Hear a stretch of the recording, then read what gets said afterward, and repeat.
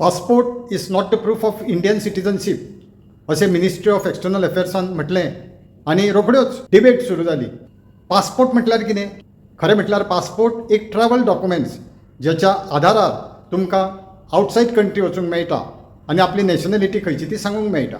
Citizenship हो जो concept आसा ताका लागून सेपरेट इंडियन सिटिझनशीप एक्ट 1955 हो आसा.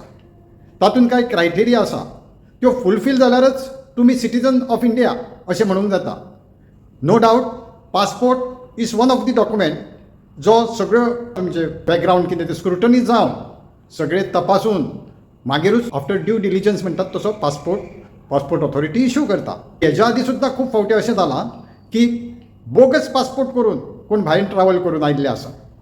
मागीर पासपोर्ट हो कन्क्लुजीव प्रूफ ऑफ सिटिझनशीप जावं शकना. आतां कन्क्लुजीव प्रूफ ऑफ सिटिझनशीप हो एका डॉक्युमेंटार आसना. थोड्या कंट्र्यांनी अशें आसा, थोड्या देशांनी कितें करतात ते युनिवर्सल सिटिझनशीप सर्टिफिकेट दितात. ते एका डॉक्युमेंटा वरवीं कळटा की हो अमूक मनीस अमूक कंट्रीचो सिटिझन. पण इंडियन तशें ना. इंडियन जर तुमकां सिटिझनशीप प्रूव करूंक जाय तर इंडियन सिटिझनशीप एक्ट जो 1955 आसा तितून जे क्रायटेरिया आहा ते तुमी फुलफील करतात काय ना हें पळोवचें पडटलें. आतां कशें प्रूव करूं येता? आमी सिटिझनशिपूच अशें खूब जाण विचारतात.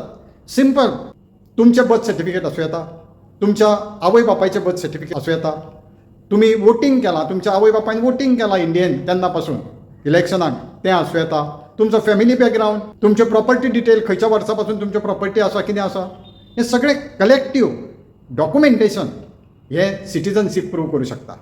एकाच डॉक्युमेंटार तें मागीर बर्थ सर्टिफिकेट आसूं, आधार कार्ड आसूं, पासपोर्ट आसूं, ते एका डॉक्युमेंटार सिटिझनशीप थरोवं शकना. मागीर डिबेट कित्याक आनी इतले तुमी भियालात कित्याक?